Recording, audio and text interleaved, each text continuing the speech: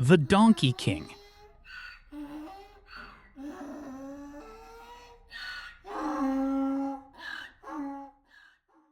After a long and exhausting day filled with failed attempts to catch prey, the wolf felt extremely thirsty. For a moment, his thirst distracted him from the frustration of his hunger, which remained unsatisfied. He cautiously made his way toward the large lake at the edge of the forest, where fierce crocodiles lurked, waiting for any prey that ventured too close. After carefully surveying the area, the wolf made sure the path was safe. He approached the water and began to quench his thirst.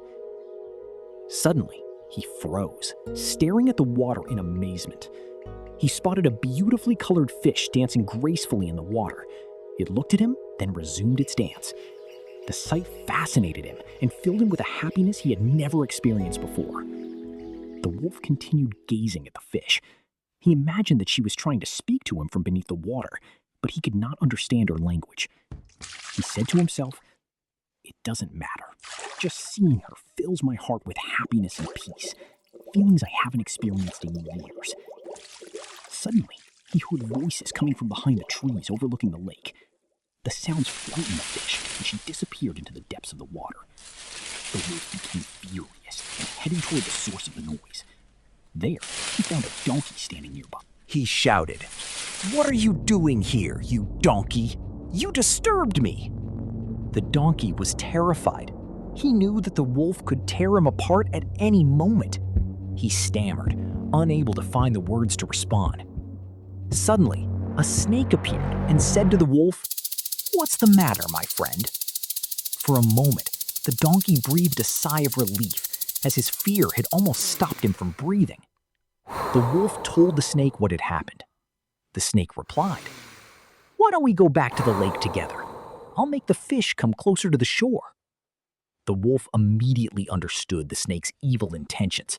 Enraged, he attacked and devoured him in an instant. The donkey witnessed the scene and became certain that his own fate was sealed. The wolf asked him, "Do you know why I killed the snake?" The donkey tried to answer, but fear prevented him from speaking. Without waiting for a response, the wolf continued, "That snake wanted to deceive the fish so he could eat her. I couldn't control myself, so I got rid of him." The donkey nodded in agreement, as if saying, "You were absolutely right." The wolf began speaking romantically about the beauty of the fish and his desire to communicate with her. The donkey felt that once this romantic conversation ended, the wolf might return to his natural instincts and devour him. He decided that he had to think quickly if he wanted to save himself. The wolf looked at him and said, "You have very large ears. I think you're capable of hearing sounds underwater." The donkey did not hesitate to agree, hoping to save his life. The wolf smiled and said, "Wait here. I'll go back to the lake. When the fish appears, I'll give you a signal to come quietly so you don't frighten her." The donkey replied, "Yes, I understand everything." The wolf returned to the lake. The beautiful fish appeared, dancing gracefully and looking at him. The wolf gave the signal to the donkey. The donkey approached quietly and saw the fish. The wolf asked him to translate what she was saying. The donkey stammered, "I can't hear her, or perhaps she isn't speaking." But when he saw the anger in the wolf's eyes, he quickly changed his answer. Yes, now I can hear sounds coming from beneath the water. She's saying that she admires you. She thinks you're strong and charming with your beautiful fur." The wolf smiled and moved closer to the water. The donkey seized the opportunity and continued, "She sees kindness and nobility in you. She says your eyes reflect your love for all animals and that she was attracted to you from the very first glance." The wolf became completely absorbed in contemplating the fish, lost in emotions he had never experienced before. The donkey finally felt somewhat safe and decided to return home, leaving the wolf alone by the lake.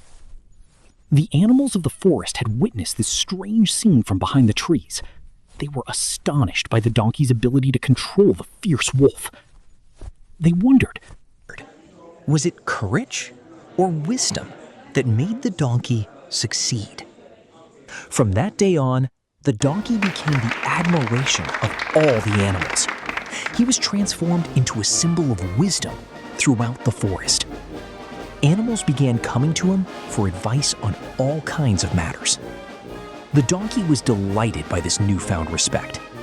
However, he did not hesitate to offer advice, even when his advice was not always correct. Many of his recommendations led to disasters that resulted in the deaths of several animals. Yet no one dared to confront him, fearing either his anger or the anger of his followers. The donkey's reputation as a wise man spread throughout the forest. Eventually, he himself began to believe that he truly was wise.